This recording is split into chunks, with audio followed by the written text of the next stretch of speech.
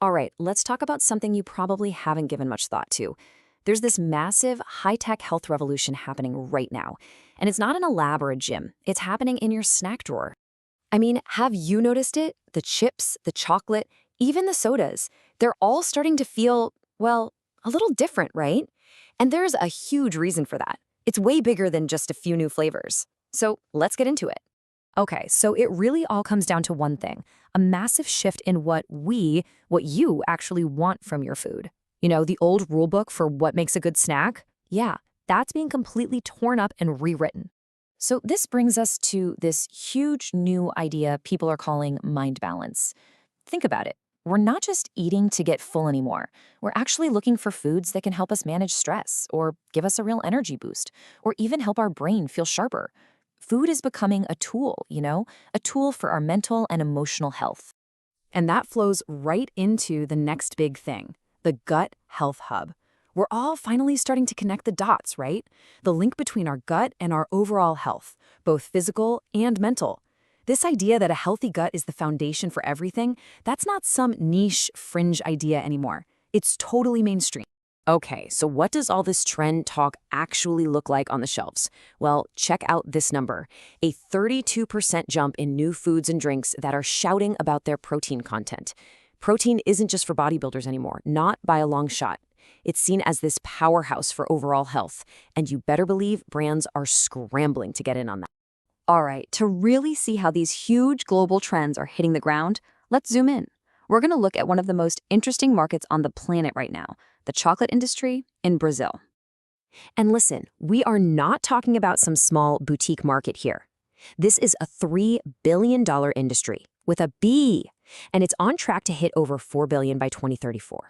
I mean, with that kind of money on the table, you can imagine the pressure for companies to get this right.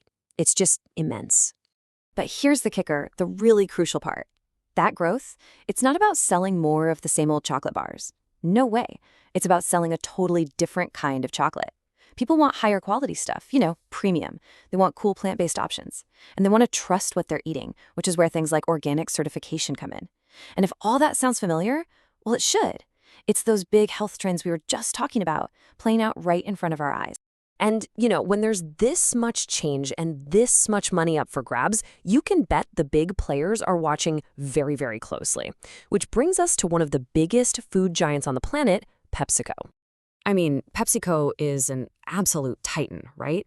They own everything from Lay's to Gatorade. But being that big also means you have the most to lose if you can't keep up with the times. And the pressure on them to adapt to these new rules of the game, it is just enormous. And look, this pressure isn't just coming from shoppers. This quote is from Elliott Investment Management, a huge shareholder. They're publicly telling PepsiCo to step on the gas and innovate faster. Let me tell you, when your biggest investors start saying things like that in public, you have no choice but to listen. So the big question is, how is PepsiCo responding to all this? Well, this is where things get really, really interesting. You can see their entire game plan changing just by looking at how their products are evolving, especially somewhere like Brazil. Okay, first, let me introduce you to Toddy.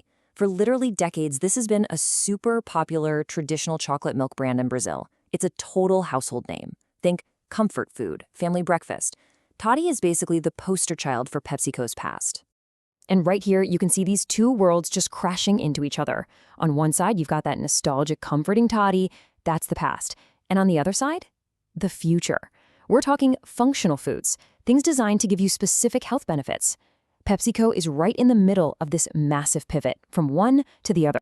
And hey, this isn't just us guessing. This is their new playbook. We're talking straight from their shareholder reports.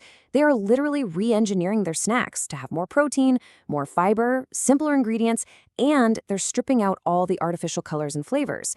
It's a direct, point-by-point response to what people are demanding now.